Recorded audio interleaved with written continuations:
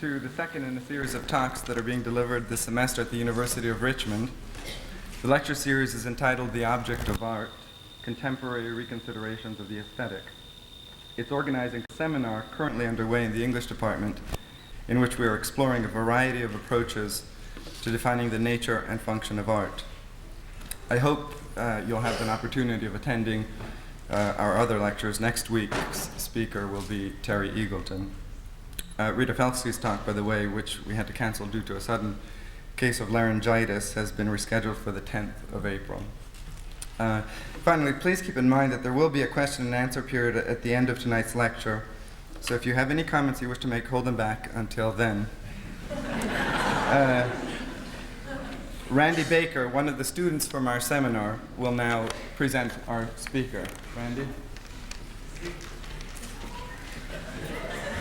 Oh, gosh. Professor Paglia has asked me to keep this as short as possible, so I'm just going to give you the basics. Camille Paglia is a professor of humanities at the University of the Arts in Philadelphia. She's the author of three best-selling books: Sexual Persona, Art and Decadence from Nefertiti to Emily Dickinson, and 2 collections of essays, Sex, Art, and American Culture, and Vamps and Tramps. She's asked that there be no flash photography during her speech, but you can take photos afterwards as much as you like, but not during the speech because that will distract her. But give a welcome to Camille Paglia.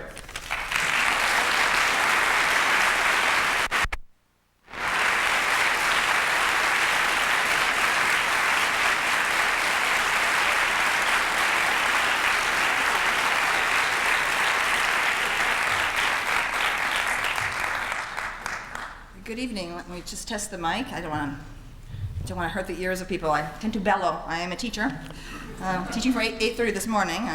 I'm used to trying to wake up crowds, but I know you want to be lulled. It's after dinner. You don't want to. I'm delighted to be here in Richmond. My first visit. It's a great honor to be invited to be part of this seminar on aesthetics. I can't think of anything more important than for me to be asked to defend art, which is the idée fixe, the obsession of my life. It's my vocation. The title of this lecture, The Religion of Art, almost immediately tells you my premises. Now, in the country right now, there are many devoted teachers on the high school and the college level who still believe in art in the traditional way, who have not lost the faith. But alas, the people who have gotten the prizes, the people who have been awarded with the top jobs in the Ivy League, the people who have gotten the grants, the people who have done very well for themselves, unfortunately don't believe that. And the kind of scholarship that they promote is, to me, I don't want to use slang locutions, but a pile of crap, really, is what I would say. Most of their work. Now, the art for me is a mission. I should probably expose to you my premises of how I evolved into the position that I do have about art. And I would begin by saying I'm Italian. I'm coming out of the Roman Catholic tradition, where art and religion are very intertwined. So I was raised in a small town in upstate New York, where my family had come to the Endicott Johnson shoe factory, and it was like one of those upstate gray sky kinds of places, very bleak place. There was nothing cultural, whatever, in the town except for the church. Right? St. Anthony's of Padua church, which crowned the hill in Endicott. This beautiful temple with glorious golden scarlet stained glass windows and filled with polychrome statues of the saints, Cosmos and Damien, whoever they are. I still don't know who they are. The saints Cosmos and Damien, dressed in green, trimmed with red, with gold halos, holding out gold palms and so on. St. Michael the Archangel in silver armor. This magnificent feast for the eyes in the Italian Catholic tradition. That was the situation with so many parish churches in America in the immigrant era, coming from the late 19th century into the early 20th century. It no longer, alas, is the case. Contemporary Italian churches look to me like airport terminals. They're like the warehouse effect. There's been a headlong rush in the last 30 years to have Catholic churches in the style of the mainline Protestant churches, because Protestantism as a style is still the dominant style in this country. To rise in corporate America, to make your way in the world, no matter what race or ethnicity you are, you still must eventually assimilate to that Protestant style. And there has been a tremendous loss of the artistic content, the aesthetic content of American Catholicism. My eye was educated as a tiny child by looking at these beautiful narratives from the Bible and so on, executed in stained glass at the highest level. And the second influence on me as a tiny child would have been when I visited New York City. My aunt, who came from the small town of Endicott, was then working in New York and took me to the Metropolitan Museum of Art. That had an enormous impact on me. And in my brain, those two things have fused. They have fused irreparably, okay? The church and the museum, okay? These are both, to me, temples of art. I'm someone who believes in the museum. I believe in conservation. I believe in the antiquarian impulse. I believe in all those old-fashioned things which are now no longer chic in the highest levels, okay, of American academia. The museum of just magnificent things there. Not only was I seeing the beautiful paintings and so on, but the great Egyptian collection of the Metropolitan Museum of Art at that time, everything was out. It's all been put out again, I'm happy to say. There were about 25 years there where a lot of the great sculptures and sarcophagi, great stelas that belonged to Queen Hatshepsut and so on were withdrawn, but now the whole collection is out again. But it overwhelmed me, the impact of the Egyptian galleries at that time. And actually they were far more dramatic than they are now. They're very, very dramatic, great open spaces and towering pillars and so on and so forth. And it was a time also, I can remember, before air conditioning, so that you smelled the age, okay, of the artworks, which you don't anymore with all this filtered air in museums. I remember smelling the mummy cases. I remember what that smelled like. Okay, it's the smell of the past, the smell of history. Okay, history is real. Okay, at Duke they don't think history is real. Okay, post-structuralism, history doesn't exist. History is just a bunch of projections. It's just a matter of we have ideas about reality. History. Please, okay, I smelled it. I know what that was like. All right. So in my mind, the Metropolitan Museum of Art, it's still magnificent. The way you have objet d'art in the traditional high art sense, combined with artifacts from everyday life, from the archaeological excavations of vanished cultures. And that to me is still a mix that is very fruitful. Now, something, there's this new atrocity called cultural studies that's lurching toward this. Okay, excuse me, we don't need cultural studies to tell us about the intermingling of high art with the objects of everyday life. Archaeology had already established that kind of multi-layered way of looking at vanished societies. It's all there. So my original passion was archaeology. As a tiny child, I wanted to be an Egyptologist. I wanted to do archaeology. And the only reason I left that idea was because I felt that all the great monuments had been discovered, and there was nothing big to discover anymore, just a bunch of broken pots. I hate that, dust and sand and putting together broken pieces. If this were the 19th century, there were quite a few women archaeologists, maiden ladies, who went off from Britain and America, went off in the late 19th century, early 20th century, who did important work, and represented scholarship at the very highest level. So it has to be understood where I'm coming from. I'm coming out of a veneration for the object. Okay, that's where I'm coming. That's my basic premise about art, is that art is an object. Art is an object about which you can have many ideas, and different cultures, different periods can have different ideas about that object. Okay, of course, ideas will change. There are certain periods where that object will have great honor, like let's take the example of the Venus de Milo. Okay? When that broken statue was excavated, it swept Europe. Okay? In late 18th century, early 19th century, the Venus de Milo represented the ultimate of the female form. Okay? The ultimate. People tried to imitate her. You can see the influence of her classic profile, of her hair, of even her bosom in fashions of the Regency and of the Napoleonic period. Okay? And then the Venus de Milo, which represented our beauty so completely that she gave her name to drawing pencils and to pizza parlors and to beauty salons and so on. Right? She's gone. The last 25 years, Venus de Milo is completely demoted. Okay, she's not even represented in art books. Hardly reproduce that anymore. So as Shakespeare rose up, Shakespeare's stock went up. Bach's stock went up. It was low. It went up. Venus de Milo went down.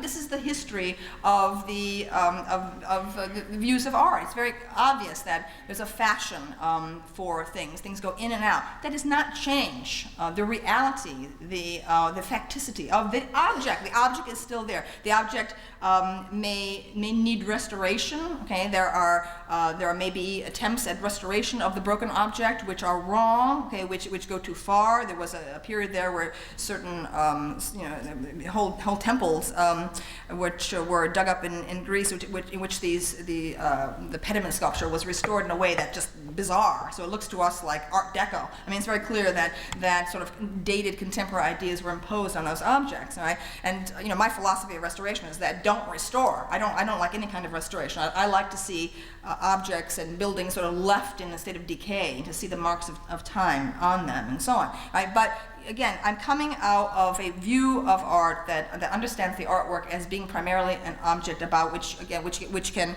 change in value up and down through time. So therefore, so much of the post-structuralist theory about art that has become such a scourge in American academia in the last 25 years seems to me nonsense, because it is predicated on simply one thing, only one genre, the novel. Okay, post-structuralism can't even do anything with poetry, for heaven's sakes. Okay, there's not. As my mentor Harold Bloom likes to say, the French theory has not produced one convincing reading of any poem. Okay, it cannot understand myth, archetype, metaphor, any of the.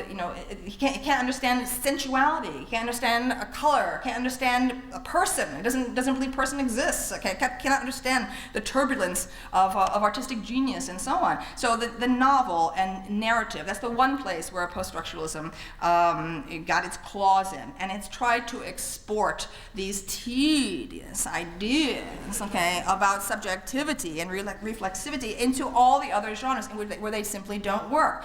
Post-structural, I won't rehearse for you the endless ideas, okay, I'm here to attack them, not to disseminate those ideas, all right? But they seem to me so utterly passe. For heaven's sakes, these ideas of experiment in narrative, for heaven's sakes, these things have been done for so long. What do you think Edgar Allan Poe's The Telltale Heart is all about, for heaven's sakes? That's the 1830s, 1840s, the madman is telling a story. Gee, it isn't Poe. It's a mad person. Maybe we shouldn't take his story literally true. What about Henry James, The Turn of the Screw? Okay, what's that about? Okay, this crazy woman, look, it's like, it's Miss Jessel, okay, and the children die, in her arms and so on. What's that about? Okay, we didn't need Lacan, Foucault, Derrida, Deman to be telling us these things. It is so passé, I can tell you. Okay? Right. Or Emily Bronte, what's that about? Okay, Emily Bronte, the reason Wuthering Heights wasn't received well is because of the complexity, of its nesting narratives and so on. Oh, it's just so tedious. These people who thought they had something new. These ideas have been out in Paris for 25 years. Okay, it's time for a total purge of all the discourse about art, of all these ridiculous, inane ideas. All right. Now, at any rate, back to my premises. I am someone who I'm a lapsed Catholic. I am officially an atheist, but there is no doubt that I have transferred to art the entire religiosity of my people, of the Italians, all right? Because the Italian Catholicism is as much part of the cultural identity of the Italians as Jewish ritual is for the history of Judaism. That is, there are many, progressive, liberal Jews who no longer believe in the tenets of Judaism, but continue to practice the rituals and to transmit them to their children as part of the history of their people. And that's how I feel about Italian Catholicism. And so there's no doubt in my mind that if I were living 100 years ago or 500 years ago, I would be a nun. It's obvious to me. My mother was born near the town in Italy, near the great abbey at Monte Cassino, and I definitely have that streak, the contemplative streak.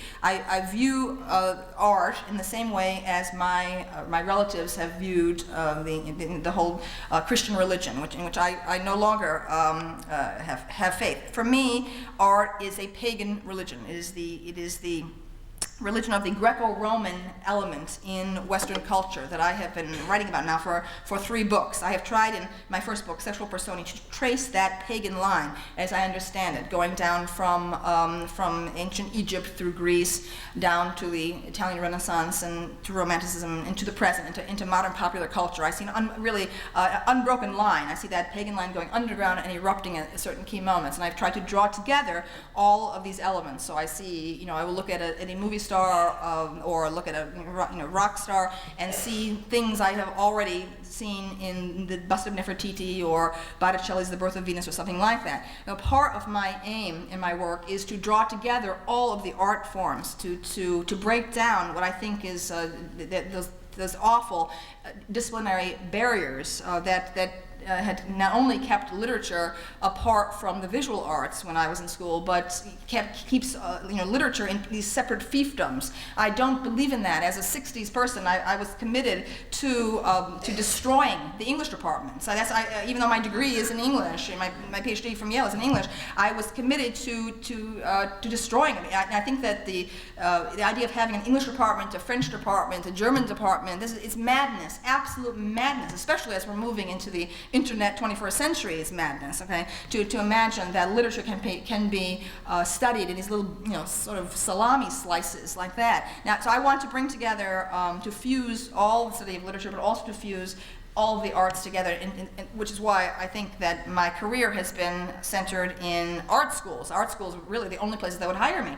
because I don't have a specialty in the normal sense, and the way I see things with all the disciplines sort of intermingling with each other and in these huge historical sweeps, it is something that simply is more akin to the way artists think rather than the way academics think. I don't even say critics, I call them academics, careerist academics, who make a little niche for themselves and then mine the niche. Mine that niche. Okay, so they've done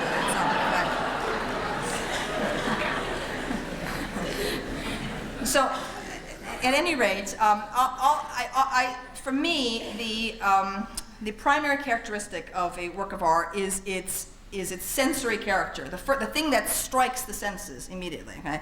That is what, for me, defines an artwork. An artwork is not simply its hidden ideas. If you just reduce an artwork to its meaning, you are essentially doing philosophy. Be a philosopher. Go off and give a sermon. Go write an article in a magazine. Okay? But an artist, by definition, is using some material form to embody, to incarnate that idea. And often, in my experience, and from my study of the history of art as well, the artist is not in full control of the artistic process. That's something I'm very interested in. It's what I have concentrated a lot of my critical energies on, trying to understand that space, that the transaction that an artist makes with reality that leads to the creation of this artwork. I do not believe that artworks are process. Okay, that everything is in process. Things have no end. Maybe that's true of novels again. It's like maybe that's true of these endless, stupid, French and Nouveau Roman novels that people have to read. Maybe that was true of Robbe-Grillet. Excuse me, I'd rather watch a movie influenced by Robbe-Grillet than read a Robbe-Grillet novel. I have absolutely no interest. Here's the thing: no interest whatever, you see, in the contemporary novel. This is where I have departed very, very radically from so many of these people who are using French theory. I happen to feel that popular culture has triumphed in the 20th century, that all the principal genres of high art are now supplanted with the creation of cinema and all the great technology of popular music and television. I adore television. I am an idolater of television. I have televisions in every room of my house. There's a constant stream of television going on in my life, and so on. And so for me, the novel is already a vestigial form. It's of the past. A lot of people are obviously buying these novels and reading them. I can see that that's true, okay? But I don't understand it. I don't understand it, right? Because I have said that for me, the most important, the novel that is most significant to me in the post-war era is, and I'm serious about this, Patrick Dennis's Anti-Mame. I'm serious. This is not a joke. All right? I adore Anti-Mame, and it's like one of the Bibles of my life. I feel that only in the two areas of comedy and decadence is post-war literature of any interest to me. Therefore, I like Tennessee Williams or Genet or Mishima, things like that. But the serious novel, it seems to me, trying to hold together the culture at this moment in ways that are totally reactionary. It is trying desperately to use words in a way that's completely vanished. So then you see, post-structuralism comes along and says, okay, we will use this, to demolish that. And so they're all off in the corner, creating and destroying each other, and so on. And the entire world has evolved in a completely different direction. Okay? Several generations have arisen who have been schooled on mass media, okay, whose brains are quite different than the old style. Academe is playing a very, very pathetic catch-up game. Anyone who is using ideas from, for example, the Frankfurt School about popular culture, anyone who's using Adorno, okay, and using words like commodification, okay, about popular culture, what are we talking about? We're talking about a school of thought that started in 1930s Germany, okay, to talk about America, which is created Hollywood, okay. For heaven's sakes, television hasn't even been invented yet, okay. There is absolutely no way that tedious labyrinthine language can have any relevance whatever, okay, to the massive, the massive rise and triumph of popular culture in this country. And I deeply resent academe and very ambitious and opportunistic academics using this dead European language, whether German or French or British Marxist, in the case of cultural studies, to try to talk about our native genres, okay, which are these great styles of popular culture. I resent it, and I'm on the warpath against it. To me, it's not a matter of, oh, you believe that, and I believe this. No. I'm Italian, and I believe in vendetta, okay, and I want to punish people.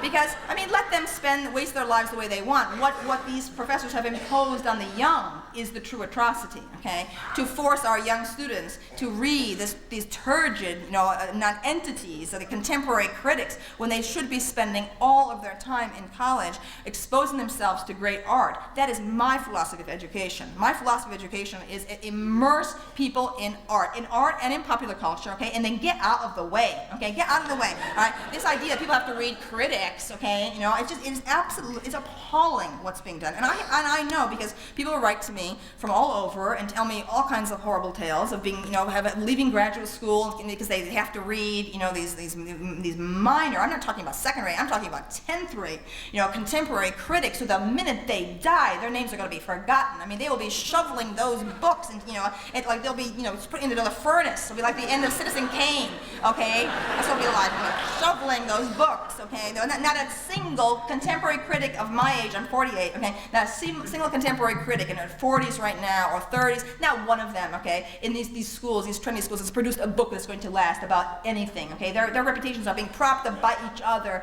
okay? Their little back-scratching, ass-kissing conference circuit, all right? There's no TV camera, so I can use that language. All right, yeah. Okay, at any rate, okay. as I said, for me, the sensory is the primary characteristic of the artwork, and my desire to interpret art comes from my need to explain to myself why a certain artwork has a very vivid impact on me. Okay, so I can remember certain things that just knocked me out, that I happened to see in a book, and I go, what is that? What is that? And then the bust of Nefertiti was one of these things. I thought it was one of the strangest things I had ever seen. The more I tried to read about it, the less I found. So it was practically nothing written about it. A few details about how it was found, a few theories about how it was produced, and that was it. There was no commentary on it, whatever. And the thing was just in my brain and went on and on. Like for decades, I mulled over, and that is what the proper relationship of art should be, okay? That's the proper relationship, one of awe, okay? All right, awe. Not the critic looking down at in the sneering voice, okay, me, the critic, knowing so much more than the artist. The artist, I'm exposing, all these things, all these contradictions in the artist, all this, the irresolutions, okay, in the text, all of that. Oh, I despise that. I despise that style, which has been imposed on the young, okay? That is the heart, that is the ethical, okay, problem here, okay, is that the young who come to college wanting to study, okay, all right, they go like sheep into the classroom with their teachers, okay, expecting the greatness of the world's past to be open to them, and what do they get? They get these ironists, okay, these ironists who impose on them all this. I can't. Dante was Italian, okay, Dante, the Inferno, okay, there are all those circles of hell, okay, with all those tortures, okay, all right, I swear, if there's any reason why there should be a God, there should be a God to put those post-structuralists in hell, okay, all right. I hear all the time. I hear so many sad stories about that. I encounter in media and elsewhere all kinds of refugees, young people who wanted to go on in graduate school and have just been driven out. Okay, I just came back a few weeks ago. I don't make that many appearances. You may think I'm everywhere, but I'm not. All right, I'm a homebody. Okay, I just watch The Young and the Restless at home. That's all I do. All right, and I went up to Princeton a few weeks ago. This toxic ground, let me tell you. And the feminists have got their claws in there. Anyway, I went up there a few weeks ago because they abolished wrestling, and the alumni asked me to go up there and defend wrestling, so I went up there. All right. Anyway, so it's a long story. I can't go into it now. Anyway, but here's the point. These young men, these brilliant young men who were in this debating society that I was a part of for this debate on wrestling, they said to me, we were interested in taking literature courses, but, you can't take literature courses at Princeton. You just, you just forget about it. I thought, this is appalling. I'm hearing from these brilliant young men, okay, that they came to Princeton and sampled, tried to take some literature courses, and were so driven out of it, okay, by the ideology they were hearing, by the lack of respect for art, that they're not even taking literature courses. What is going on? This is suicide. This is literature. This is, committing suicide, okay, in a period where there's declining interest in reading at all, where the book is going to sweep into the past as people are sitting at their keyboards and so on. This is what the professoriate has been doing, twiddling its thumbs, okay, in this way. They should be lynched. They should be punished, okay. I'm telling you that what has been done, okay, with such little protest, okay. I know because my mentor is Harold Bloom. I know the senior men, okay. I know what they think. I know that they know that the reputations of these younger people are nothing, and that their work is nothing. And I know that the presidents of the Ivy League all think that. I know this, okay, all right? But no one will speak out, okay? They won't speak out. Oh, what can you do? That's the political realities of things today, all right? And so, again, okay, fine, okay? No one has the courage to speak out. Who is paying the price? It's the students, okay, who are paying the price. And I've gotten, from coast to coast, I've gotten letters like this. People who have been, a wonderful letter from a woman who paints houses in St. Louis, okay, she had been in at Berkeley, in the comparative literature program in graduate school, and she said she was driven out of it because she expressed enthusiasm for literature. Okay? She expressed enthusiasm in a seminar, and the entire seminar turned to her and scorned her, looked down at her. Oh, how unchic. She's expressing enthusiasm, okay, for literature. What, I can't understand this. Okay? For me, teaching is evangelical, okay? I feel that it is, that you come into the classroom, the students are very busy, all right, and you're making a pitch, okay, for some great and complex work of art, okay? You're trying to communicate to them your passion, okay, for this, okay, which they wouldn't normally pay attention to, okay? Isn't that what it's all about? Okay, to try to interest them in something. Is that what education is? Okay, and it's to open doors, not to close down, and so on. It's absolutely, anyway, all right, I can go on like that, all right, for hours and hours. But at any rate, let me return, okay, to my ambition to explain to myself why certain images or why certain works just took root in my imagination, and for me, I never made any kind of distinction between works of high art that I might see in art books that my father might have, or in the museum, and movies. So we didn't have much money, and we didn't see many movies. So the movies that we did see had this huge impact on me, and they were movies I mentioned sometimes in print. Fantasia. I remember Showboat. Okay, Ava Gardner. Her face, like, you know, in the great screen of the 50s was like 30 feet tall. It was like, to me, it was like this. It was like a goddess, all right. And it just blazed into my brain. I think that artistic interpretation, being a critic, is a calling. It's as much a calling, a vocation, as it is to be called to be, you know, a monk or a nun or a priest. And so I've always had the instinct that the way to be a critic is to learn as much about the arts, all of the arts, as possible. That is the task of a lifetime, all right? And that you must just do it, do it. And so I just followed that line, and I just was never, as my entire generation of critics went off down that road. Okay, because I was at Yale in graduate school at the moment when Paul de Man appeared, and I remember and thinking, this is ridiculous. What a cloudy bunch of nothing. Okay, people were he was all abuzz. Everyone was abuzz about Paul de Man in my last years of graduate school there, and Derrida was coming over, and so on. And I saw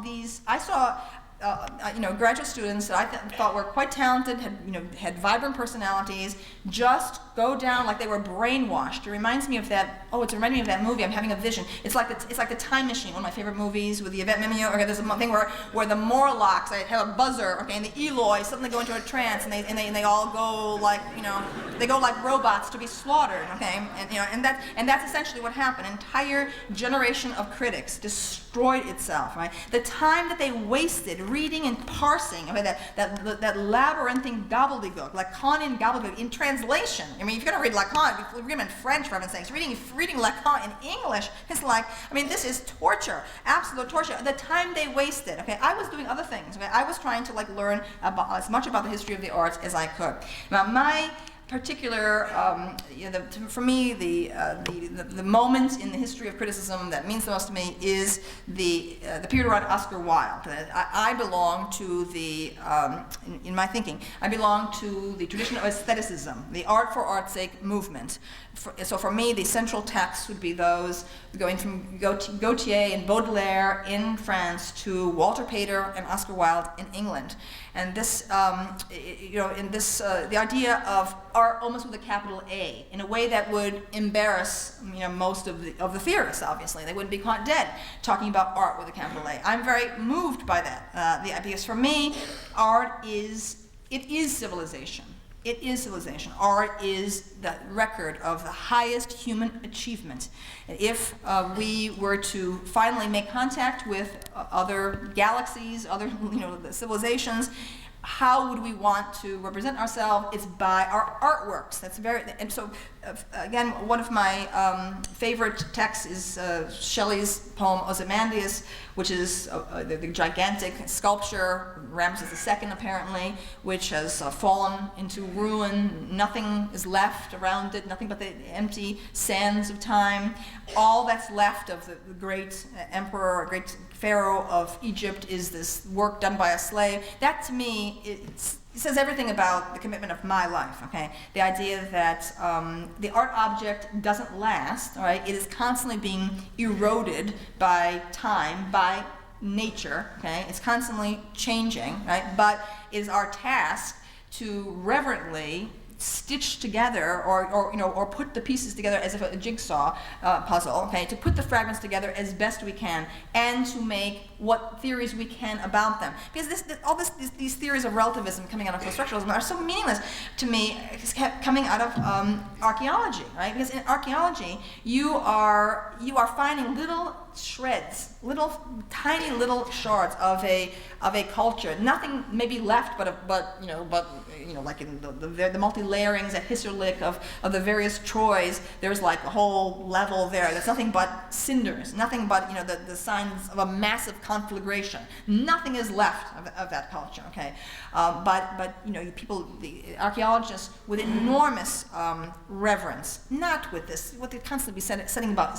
Today you hear all this stupid kinds of libel about Western anthropologists and archaeologists that they trample into other cultures, looking down at them, always with the premise that European culture is superior. Who are they reading? What are they looking at? It's not even National Geographic does that, for heaven's sake. That is absurd. When one looks at the history of archaeology, it's only the West that has developed this technique of people on their hands and knees devoting their lives in backbreaking work to extracting things with tweezers and cleaning them and numbering them and photographing them and taking them, and trying to make a pattern out of a culture that's completely gone. Right? So it seems to me that the art critic is a kind of archaeologist. Freud used this metaphor, as a matter of fact.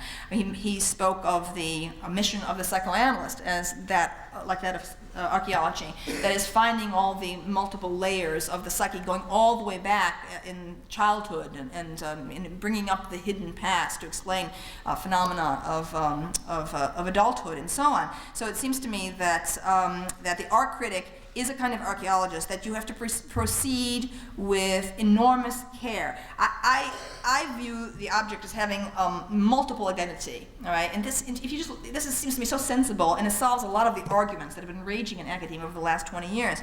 For me, the object, first of all, in the old new criticism that was dominant for so many decades up until the end of the 60s, which looks for the formal qualities, the internal qualities of the artwork. That seems to me a very useful technique for talking about one thing. That's important. If you have an artwork in front of you, whether it's a poem, or it's a painting, or a sculpture, or whatever it might be, you are looking for balance in it. You're looking for the shapeliness of it. You're looking for consistency. All those things which Aristotle was studying in the case of Oedipus Rex, which he declared was the best of the Greek plays that he knew at that time. We can assume that obviously he had access to hundreds more than we are able to today, and so on. So it seems to me the artwork has those internal values that it's important for us to understand. But I also, right from the start, was dissatisfied with the over-concentration of new criticism on simply the internal qualities of the artwork. I was always interested in the psychological context of the artwork, of the relationship of the author or the artist to that work. It's not a question of the fallacy of intentionality. It's sort of like, the artist says, I intend that, and therefore it's our obligation to find what the artist says is there in that work. That's usually quite wrong. Often, artists, particularly of great works, have no idea what's going on, no idea whatever. I mean, Bob Dylan in his most creative period, when he was on methadone, was the great electric period of several albums there, was pouring out these songs, and he had not a clue what he was saying. They were just coming directly out of his unconscious, which had been well stoked with reading. He pretends he didn't read, but I mean, the evidence of his reading is clear there. When you put down some of those great lyrics onto paper, great songs like Desolation Row and so on, you can't believe it. You can't believe that great song was improvised, and it came out in such shapely episodes, episodes not unlike those of Joyce's Ulysses, so each one with its own characters and drama and so on. You can hardly believe that such formalism could come out of someone simply improvising, but that is the case. The artists who are working in a creative ferment often are creating things that they don't even understand. Right? So one of the great songs of one of the very, very greatest songs of the history of rock, Jumpin' Jack Flash, okay, came out of Keith Richards' unconscious in the middle of the night. My hero, Keith Richards. He woke up in the middle of the night and immediately played it into a tape recorder, okay? It formed in his head. Many artists have reported that, okay? There's some turbulent thing that's going on the subliminal level in the artist. Now, in the period of the New Criticism, which was dominant when I first arrived in graduate school in the late 60s, it was considered vulgar to ask any such questions about the artist. Biography, psychobiography was considered, and in fact all things Freudian were considered tacky, okay? As a matter of fact, and there was still, at Yale at that time, still a little bit of a tinge of anti-Semitism, okay, in the attitude toward Freud or things Freudian. And certainly my mentor Harold Blumen and his friend Jeffrey Hartman, also my teacher, had suffered that. They had the inroads of Jewish faculty at the Yale English department. It was rather difficult. Charles Feidelson had been the first Jew there in 1955, I think, when he arrived there, and it was only because he was a tweedy, pipe-smoking Southerner, I think, okay, that he seemed WASP, okay, and so he fit in.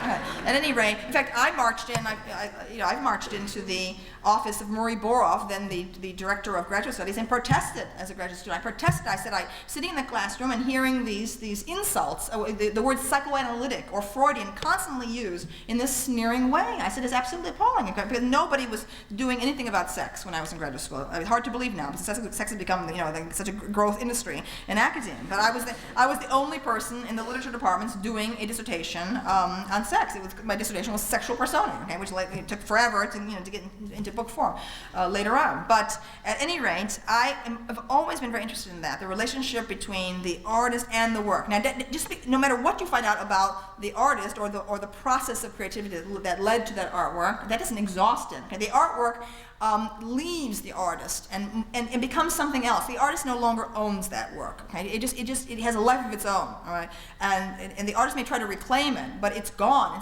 And artists often express vexation at interpretations of their work, because it's not at all what they thought they had intended. But if other people are seeing things finding meanings in that work, all right, you have to realize that you have created something that has achieved some kind of autonomy.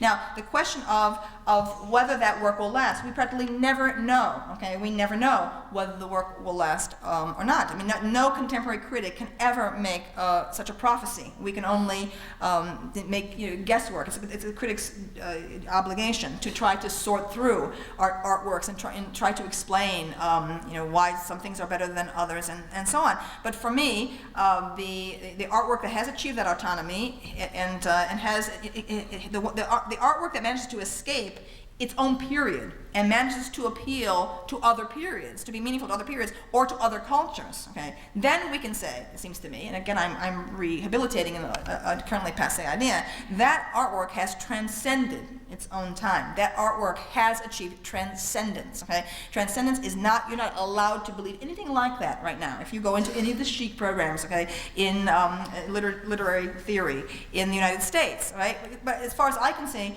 this is the case. There are certain works which just have a life of their own. I mean, this was practically a convention when I was in graduate school anyway. The idea that certain authors belong to simply national literatures and other authors belong to world literature. What does that mean?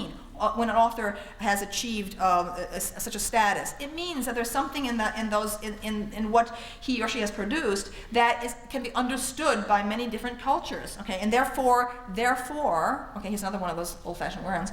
It can be said that that work has achieved universality, that there is something in that work that has universal meaning. Okay, now we need to bring these terms back because there is no way to talk about the arts and history of the arts without those ideas. Every attempt to kill those ideas has failed. Okay, they have made a huge pile of manure to try to bury those ideas, but those ideas are like vampires. They're alive as ever. Okay, because they are the truth. All right, like we can say about Milton, for example, John Milton, Paradise Lost. It is going to remain essentially a work of national literature. That work does not have appeal. Translate Paradise Lost and it's gone, essentially. I mean, the people who admire Paradise Lost are usually admiring the intricacy of the language and of the multiple etymologies and all kinds of the wordplay and all kinds of things that are going on there that simply don't last when you translate it. But a writer like Dante has, in fact, or Homer,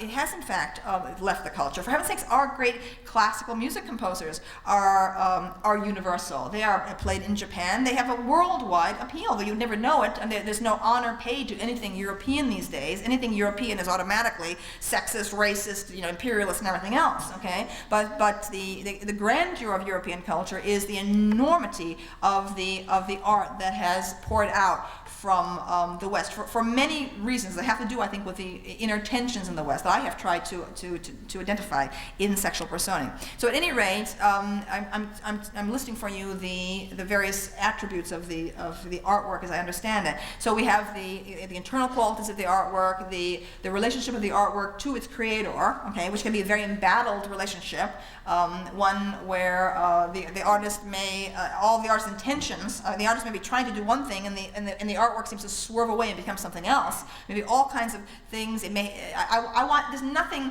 I want to know everything about an artist. I want to know everything in order to understand it. But it's again, what you learn from the biography is never going to totally explain what is going on in the artwork. For that, you need words like ambiguity, okay? And ambiguity was a big word back in the period of the New Criticism. I mean, there were like 7 types of ambiguity, on and on and on. I mean, again, the idea that I read these libels. I mean, all the time I read these libels by these like whippersnapper young, critics. They go, oh, and the New Critics, they were formalists, and they believed that the meaning of the work could be totally totally contained. And what are they talking about? There was nothing about ambiguity.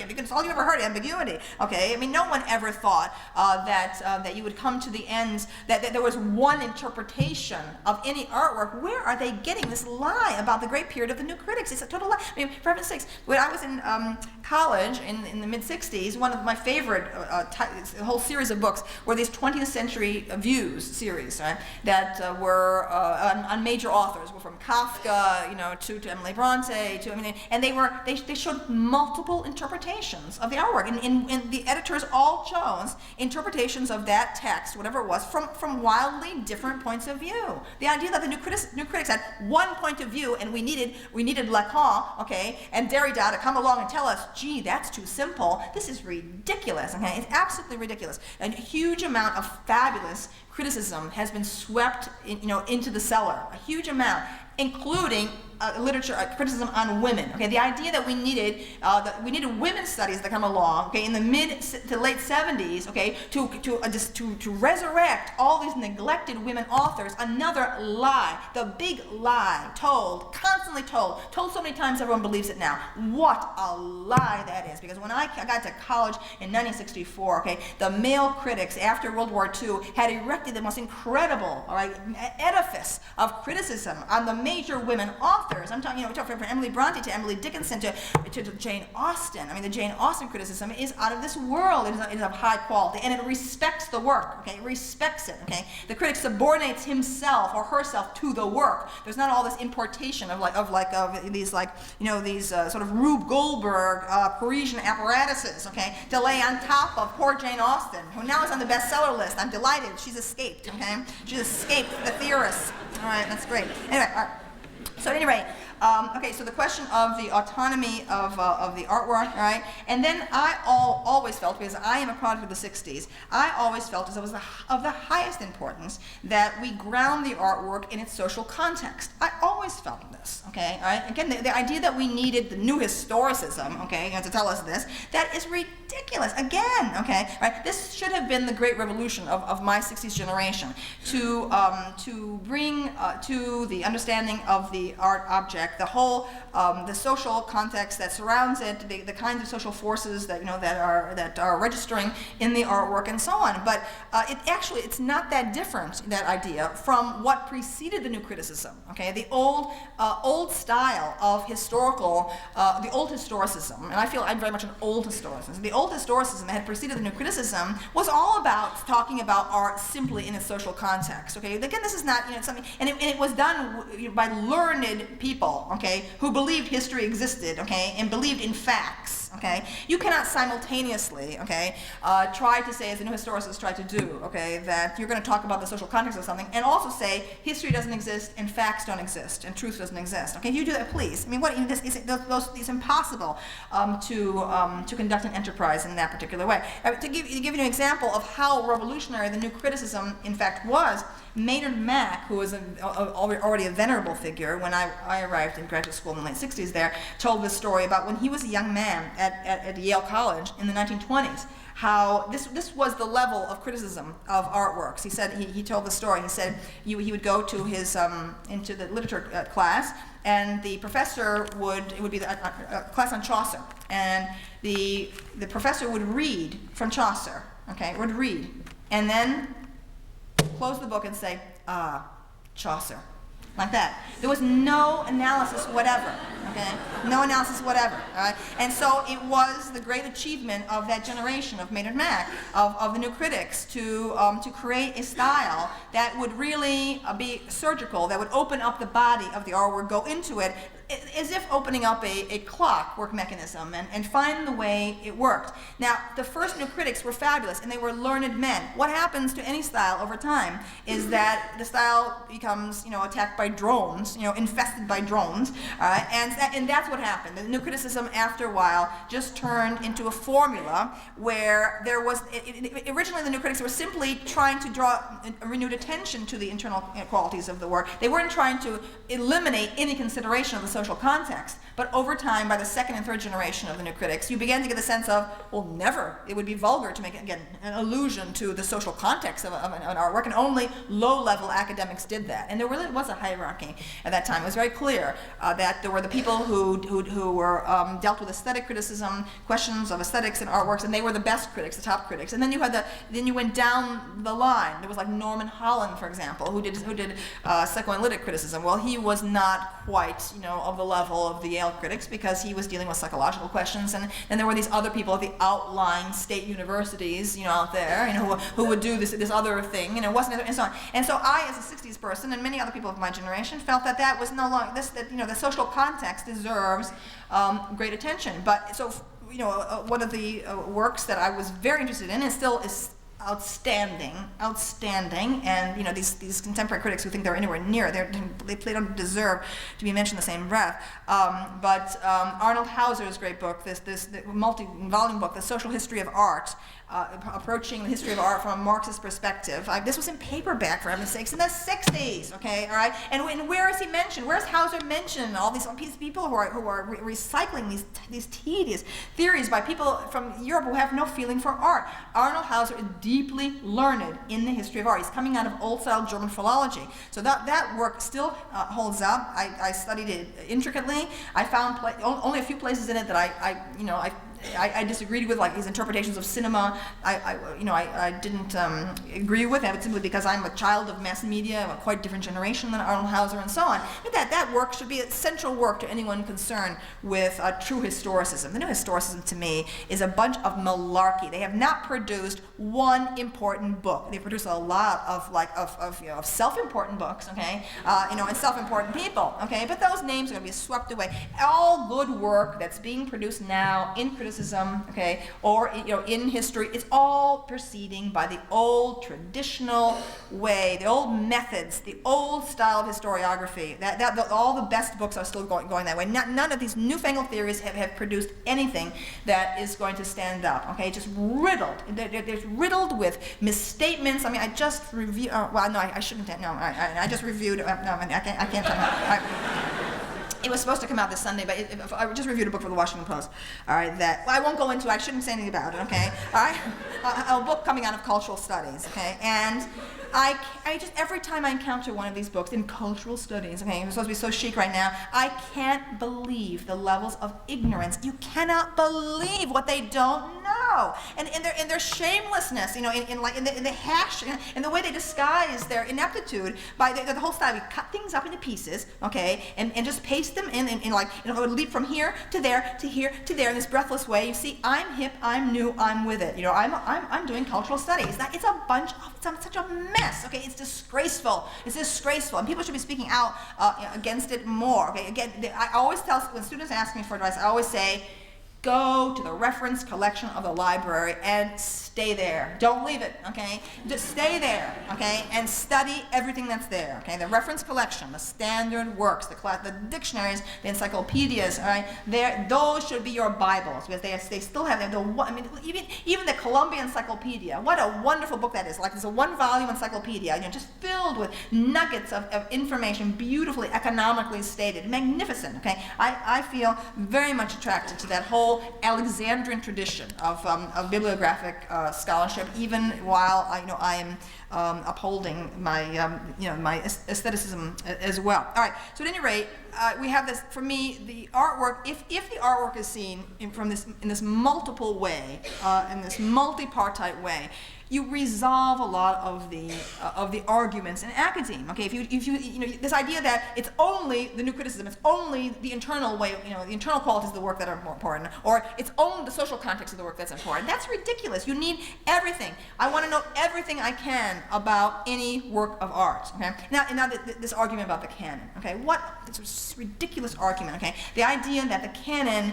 was created by a bunch of white men in a room. They all went into a room and they decided that we are going to make a curriculum that's about, it's going to impose our culture on women and people of color, and it's all going to be about, putting our political values out there. It's going, so this is ludicrous, okay? The canon is not created by critics, okay? The canon is created by artists, okay? Because the critics are merely pointing it out, okay? What a canon is, okay, is what you're seeing. A work is important by virtue of its influences over time, okay? Greatness, that's another thing, okay, that's out. Okay, I have brought back greatness single-handedly, that term, okay? I have brought that back, okay? I haven't said that we must have those terms of quality brought back, okay? That's another thing that the theorists want to wipe out. Oh, there's no such thing as a hierarchy of value. Everything is contingent, okay? Oh, please, everything's contingent. Yeah, when you get into a car, go up in an elevator, everything's contingent, right? And so I'm just, these people are so naive and removed from reality. It is ludicrous, huh? Because there are great works of art. We know they're great by virtue of the fact that they last, okay, that many, many generations admire them. And more important than the audience's response to those artworks is the response of other artists, okay? We call a work great when we can see that it has produced a line, a great line that goes down. You could have an artist who is just completely unknown and neglected in his own time, that all of a sudden spawns a huge tradition. And so that we look back at him or her 100 years later and we see, oh, that person, okay, was great by virtue of their influence on other artists, okay? Edgar Allan Poe is such an example. For heaven's sakes, the ancients knew Sappho was such an artist, okay? Sappho lived in around 600 BC, all right, for 1,000 years, okay? All of the male poets of Greek and Roman antiquity said she was the greatest, okay? She spawned the tradition. You have Catullus, okay, down the time of the time of the Empire, okay, who is just doing translations of her essentially, or revisions of her in a Roman way. All right, so again, or you could have an artist who has no particular tradition, but whom we feel that we understand in ways that his or her contemporaries did not. Such a case would be Emily Dickinson. Okay, Emily Dickinson, who was very frustrated in her attempts to get her eccentric, poetic accepted. Every time she had a few poems published and they cleaned them up, they said, "Oh, she's cracked. That cracked woman. What is all this?" It's like this is not poetic. Poetry has to sound sweet and musical, and and we have to make it rhyme. And what are all these weird capitals? We're just going to normalize everything here and take out these inconvenient little irritating dashes and make little commas the way it should be, and so on. Of course, they just castrated her poems, and she just made no attempt to be published after that, and just continued to write and to write and to write, okay? She wrote and she wrote and she wrote. Even her sister didn't know how much she was writing until she died, and they opened that bureau drawer, and it was like, wow! It was like all these things all sewn together neatly in packets, okay? And then what happened, the first volumes were put out, selected poems by her relatives, and they were cleaned up, okay? And it was not until the 1950s, with a great Harvard edition of her books, of her letters and her poems, that we finally were able to see what Emily Dickinson's poems really looked like, with all of her strange notations, all the strange abrupt rhythms put in, with the dashes and the odd archaic capitals and so on and so forth. Now those great volumes were done by men, okay, men. It wasn't just, the idea that men have done everything to suppress women and to keep the record of woman genius back is ridiculous, okay. Thomas Johnson, okay, the heroic labors that editor did, okay, to bring for for us as reference works, the 3 volumes of Dickinson's letters, the 3 volumes of the poems. I mean, these are, just magnificent to me, all right? And this was the great accomplishment of scholarship. Okay, who are we going to see the like of such scholars again? I doubt it. Okay, there's too much egotism. There's too much get rich quick kind of mentality among contemporary critics who want to rocket to the top of the heap very, very fast. The idea that to keep something back into where I remember Maynard Mack again telling a story like this. When he was doing editions of Pope's works, and he described how for one of these editions, of the Twickenham edition of Pope, that he I don't know whether it was the epistles or something like whatever, he had everything was on index cards, and he put everything, his wife and he put everything on index cards, and they put them all over the floor of the living room and the dining room, okay, and they tried to, before they were going to make the order, and he looked at it and he cried.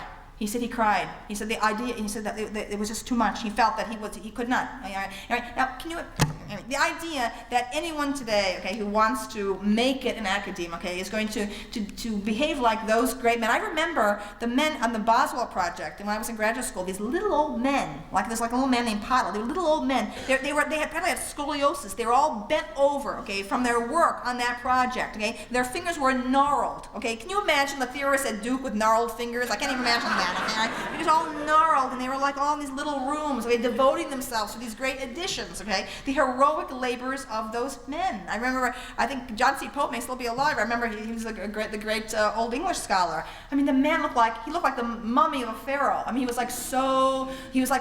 he exuded a saintly air. Can you imagine a contemporary critic exuding a saintly air today? It's impossible. Now, so even though I felt as my generation that it was important to go beyond what the great scholars, the great bibliographic era had achieved, what the great new critical era had achieved, I still had enormous reverence and respect for those men. And I think that it is appalling that those men who are emeritus now, okay, have been denied the honor which they are due for their work. It is appalling, okay? It is appalling that they have been forgotten. Every book I pick up has some libel about them, dismissing, without any names. Oh, those people before and what they did and so on. And everyone, overpraising these mediocre works shot through with lies. Just these people, scholars without ethics and without learning. That's why I don't respect them, because I respect learning. Anyone who is learned, I respect these little Jewish men, okay, old men in Manhattan still, who read and study, okay, the Talmud and so on. Then that's the true tradition of learning, okay, that it seems to me scholarship has to go back to. For me, again, scholarship and art criticism are a vocation, and it is no coincidence, right, that so much of our style of criticism has its roots in the monastic tradition. The Oxford and Cambridge were monastic. It led to there was misogyny over time that came out of that. There's no doubt about it. All male environment. I mean, I can remember when Princeton, before it went co-ed, I remember any man from Princeton, a graduate student from Princeton, exuded misogyny. I mean, I remember that. So it's not that there weren't problems with this, but nothing is gained by abandoning the great standards of historical scholarship of the past. Nothing is gained by it, right? As a matter of fact, everything is lost. Okay, now, oh my God, time is running. Where are we? Where's Professor Russell? Where's Professor Russell, who's supposed to flag me? Where is he? He's escaped. Where is he? Oh, there he is. Okay, all right. What? How much? It's been about an hour. It's an hour. It's an hour already? I could go on for. I haven't even gotten anywhere. All right, I'm supposed to stop for the questions. All right, wait. Now wait. Let me just. I'll do a quick. Let me just do a quick. I just do a quick. All right. Let me just. All right, before going to the questions. All right. Oh. the canon. Oh, wait, I'm more sorry. All right, the canon. The canon. All right, excuse me, all right, the canon lives, okay? The canon should be revised. I believe, as I said to you before, the anti-mame should be added to the canon. I believe that, okay? So I've said that, okay? I'm not someone who, like, is a great admirer of all the, the big, tedious, masterworks, but look at the history of rock. We are now 50 years down the road from the birth of rock, and we can, since the electric blues, okay, were born in Chicago. And it is time that we start speaking in these terms of the canon in rock. There's obviously a canon in rock. It's obvious, okay? We can talk about, the great masters of blues that led up to, that were studied by so many of those young British musicians in the blues revival, John Mayall and the Blues Breakers and Clapton and all of those figures, everyone coming out of the great guitarists, Jeff Beck and Jimmy Page. Everybody was studying the blues guitar as played by African American artists. It's so obvious that we have this tradition, okay? But none of the fancy schmancy theory put out today by highfalutin academe can explain this. I think that the obligation of the critic is to sort through, let's say, contemporary rock, right, and to say, oh, well, this new album, it's just a kind of rehash of Van Halen riffs, okay, whatever, okay? That's what the critic does. Or, well, this is interesting, like in this double album by Guns N' Roses, I hear such strong elements of the great Exile on Main Street double album by the Rolling Stones, major achievements, of the century, in my opinion. So that is the obligation of the critic. A canon is formed, and there can be disagreements. Like, for example, I'm, even as we speak, in Entertainment Weekly, going head-to-head with Courtney Love about Alanis Morissette, okay? I myself, admire Alanis Morissette and her collaborator Glenn Ballard, all right? Courtney Love says Alanis sucks, okay? And so on. So there's a big argument going on there, right? And I think, we all can disagree. I happen to feel that, a lot of the contemporary women's bands are over-promoted and overpraised, okay? I watch Melissa Etheridge trying to do a Janis Joplin song, and I want to scream and fall on the floor, okay? I cannot believe how bad it is, okay, and so on. No, thank you, all right, because she's a goddess these days, and so on, all right, et cetera, et cetera. All right, so I think, again, there's a canon everywhere. I think it's our obligation. We're talking about Alfred Hitchcock films, okay? There we can say, well, these are the central films of the Hitchcock sensibility, or we look back at the career in cinema of Fellini, and we say, well, these are the canonical works, and the works that he did later are kind of a pastiche, a kind of replaying of and he's lost, kind of like whatever the kinds of imaginative authority that he seemed to very naturally have before. I mean, there's certain of his films that have lasted, certain ones not, etc. So we've got to bring the canon back and stop playing these stupid liberal versus conservative games, which I despise, okay? So like people who believe in the canon are neoconservatives. People who are against the canon are nice progressives. Like, what is this? Well, that is absolutely ludicrous. That's why when I first came on the scene, which is only 6 years ago, I know it seems like an eternity, okay? But it's only 6 years ago, people immediately called me a neoconservative because I was talking about greatness in art, okay? I was talking that, I was saying, they used the word great. Oh, she's a neocon. Neocon. I pro-porn, okay? Pro-pedophilia, okay? Open lesbian, right? Yeah, I who had been fired from Bennington College for getting in a fist fight, okay? Yeah, oh, right. I voted for Jesse Jackson in the 1988 primary. I'm a neocon, all right? I mean, this is like the stupidity, okay? The idiocy, okay, of these ridiculous politicizations of artistic, technique, and the idea that, well, everything's political. What? That's so ridiculous. Everything's political. What kind of stupid remark is that? Excuse me. There are certain things that are like I agreed to come here, by the way, only if I did not cross paths with certain of the invited guests, okay? All right? I hope you realize that. I mean, I won't mention any names, but there's someone on the list who's coming, okay, who, I don't want to quote, the president's press secretary, but I would like to deliver a response to him right on the bridge of his nose, okay? Like William Safire, we're following that whole thing, right? We'll call Hillary a congenital liar. Anyway, who says that aesthetics are only ideology, okay? and writes a book about 19th century views of aesthetics, which is not able to deal with Oscar Wilde and the whole art for arts tradition. What can I say? Just incompetence on a level and so many of these major critics know nothing about the visual arts. Okay, nothing. Okay, if you're making a statement about aesthetics and you are confining your your subject to merely literature and merely modern literature and merely the modern novel, okay, it is hopeless. Okay, because if you are at all grounded in the performing arts or the visual arts, you are dealing with materials, okay, actual things that are out there, outside of your little room where you're reading, okay. And so this is why, again, that I have been only hired by art schools, I think, but I've had now intimate contact with performing artists and with visual artists for probably all of my career, teaching career, which is 26 years now. And I have great rapport with artists. I don't get along at all with academics. Academics, I'm too loud, I'm too opinionated, I'm too this, I'm too that. But artists, I get along great with, okay? And especially performers, okay? Performers who need their voice, who need their body, or visual artists who have to prepare materials, okay? Physical materials in a scientific way, okay? And have to be concerned with, the paint is peeling off the canvas because I didn't prepare the canvas. Okay, never mind the ideas. It's like the actual physical world exists.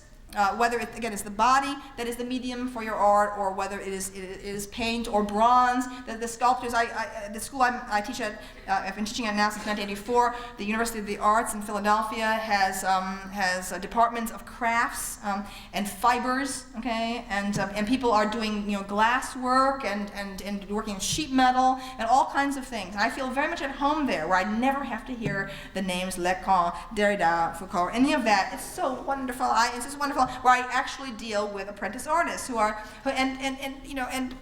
the way the contemporary art world has been slowly contaminated with these fancy French ideas. You can hardly read a catalog these days without hitting these stupid, again tedious, cut off at the neck false abstractions. I oppose all false abstraction in the interpretation of art. Okay, I want an art criticism that is very knowledgeable, that is very learned, but that also is alive and that makes the artwork live. And that's what I have striven to do. I call my style of criticism, I call it psychedelic criticism. Okay, and how appropriate that as Timothy Leary is on his deathbed, that we talk about that right now, all right? There's a death watch for poor Timothy Leary right now.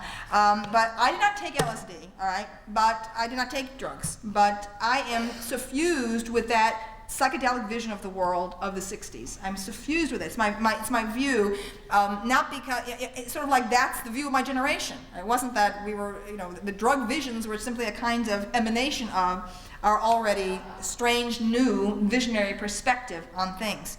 And so when people who read me, who like my work, pick this up. They pick it up. In fact, it's almost immediately, like sort of the aging hippies, like understood immediately what I was doing. When I'm writing about art, I try to give it's almost like a kind of hallucinatory quality. I try to make the work, even if the person knows the work, it's a familiar work, it's something someone has even taught a million times. I try to make that work seem to jump up again, okay, and seem to be alive again, all right, and try to make the language very vivid and to use language in a new way. It has to be remembered that I'm coming out of an Italian immigrant family and that English is new to us, even though I was raised with English, but my parents made a point that English would be spoken in our home and so on. So I come to English with a sense of discovery, and a love for its many levels. It's many levels, from the most complex Greco-Roman level, through the French-Norman level, right down to the Anglo-Saxon slang, four-letter words, street stuff, okay, and so on. I love to go up and down, up and down, up and down among those levels, okay, of the language, which is another one of the charges that I have against the people who use that phony French stuff, okay, because the locutions that they are using in English are not appropriate to English, okay? They are a distortion of English. They make English a dead language rather than making it a living language. And I think we can't, afford to do that in a period where we're moving so rapidly from words, to image, to where the object itself is being threatened essentially. Because if people, if everything exists only in cyberspace, then even books no longer have the quality of the tactile that they've had for so many centuries now since Gutenberg. Okay, so at any rate, among the issues I'm ignoring here. Oh God! I said God. Morality. Okay. All right. I should make a remark about this.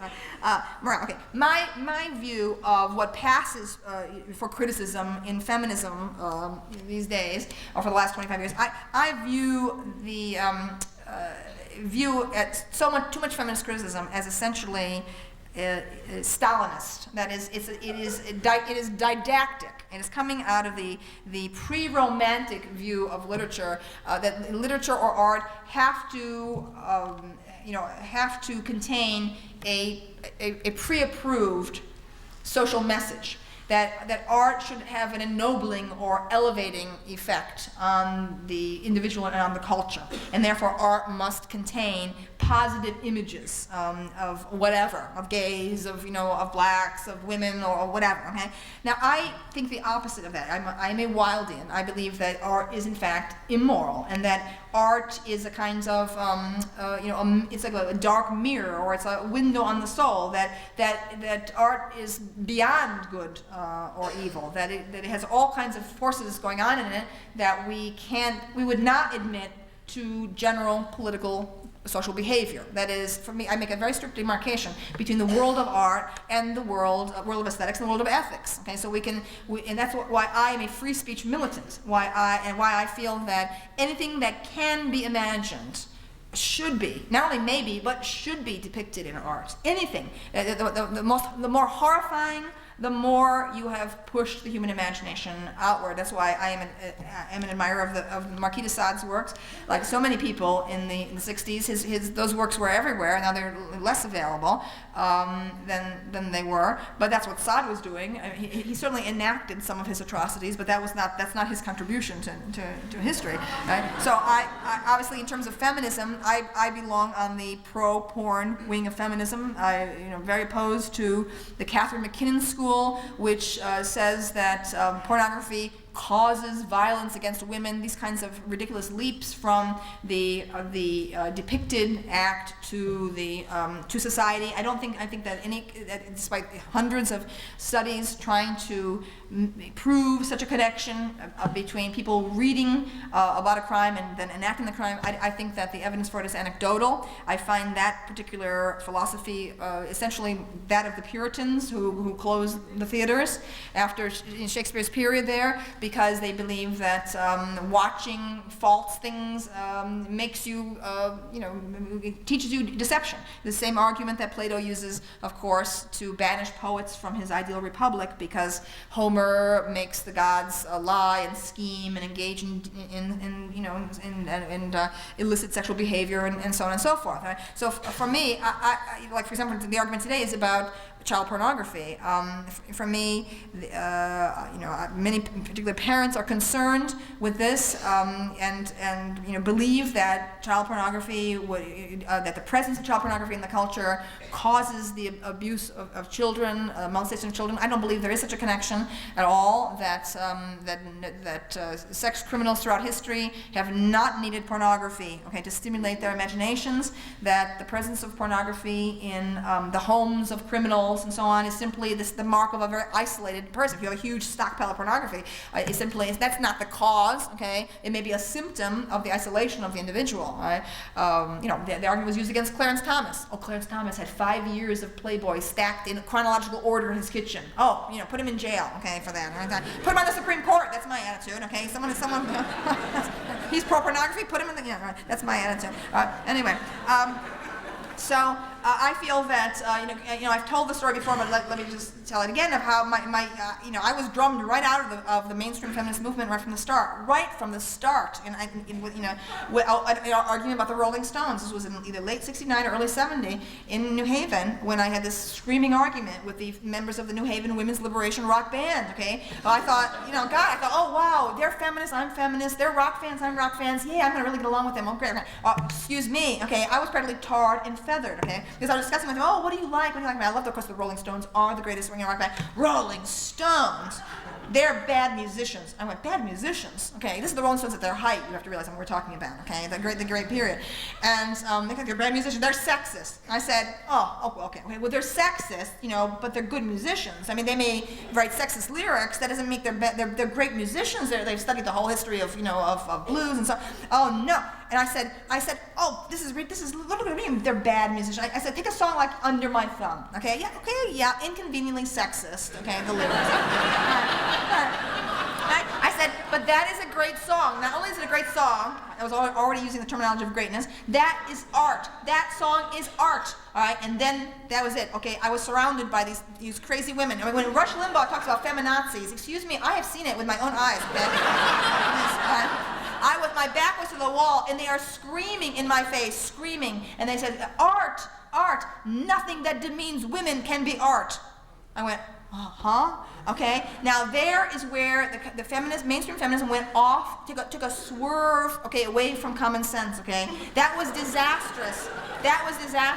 We cannot, first of all, why would we want a new feminism, okay, that is not predicated on rock and roll, predicated on the bad boys of rock and roll? I don't understand that at all, number one, because rock and roll was the spirit of the 60s, and that kind of attitude, okay, drove away from the nascent feminism, the reawakened feminist movement, many vibrant, pioneering women of the 60s, okay, and created this split, these ideologues, okay, who are tone deaf to art, obviously, because I mean, when you try to erase the Rolling Stones, okay, from reality, when you are a rock musician yourself, what are we talking about here? We're talking about people who are turning off half of their brains, right? So, I mean, I don't want an art, okay? I don't want a feminism. I don't want any kind of politics that declares that it is superior to art, that art is not the servant of politics. Art is not the servant of any political agenda, okay, for me. Art transcends all politics. It lasts longer than anything else, right? And so I recently just wrote for Art News, for example, the January issue,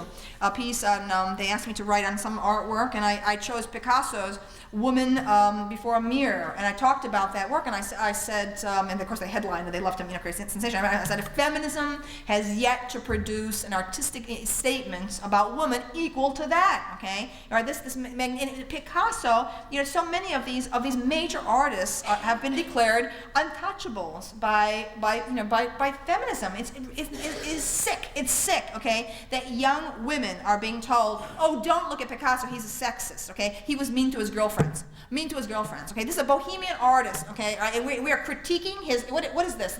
Ricky Lake? We're critiquing his private life. This was a man, equal to Michelangelo in terms of the monumentality of his achievement, of his incredible, the protean phases of his career, his influence on 20th century arts. It's gigantic. Now, not only Picasso, but Marcel Duchamp, Degas. I mean, you can't believe Marcel Duchamp has been declared a sexist and off limits. I mean, it's mad. It's absolutely mad. So this is another one of the areas in aesthetics that I am very militant about. Okay, that is that I feel if we just go back to late 19th century discussions of art in Oscar Wilde and so on, you will see a lot of these arguments, sorted through, because Oscar Wilde was as Baudelaire was in Paris. Oscar Wilde was in combat with the philanthropists of his time, okay, the humanitarians of his time, all right, and the people who wanted to do good, okay, and wanted art to serve this higher good, and everyone from William Blake to Charles Dickens, to Oscar Wilde, people are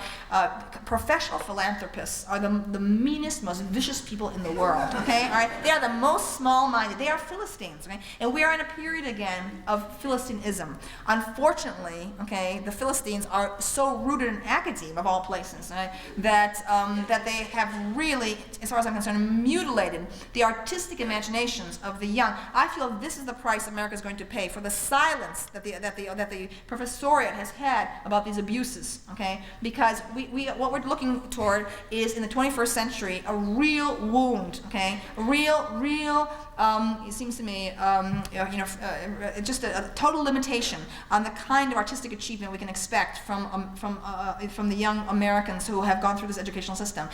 People who want to get into, the Ivy League. I mean, I think that's one of the worst places right now. The worst. I meet people from outside the Ivy League who've gone to other kinds of colleges where they have teachers who have awakened love of art and love of literature in them and have escaped these poisons. Okay, but when I visit the Ivy League, and lecture there and so on, I am appalled at what I feel is the shrinking down of what the students know. And then when you go to go directly, let's say, as I did a couple of years ago when I went directly from Brown University.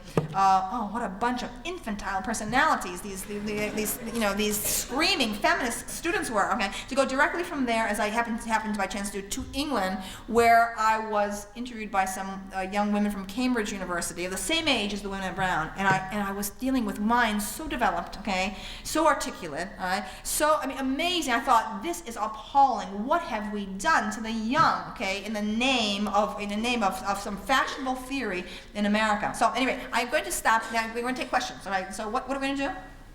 What are we going to do? First of all, thank you. Oh, all right.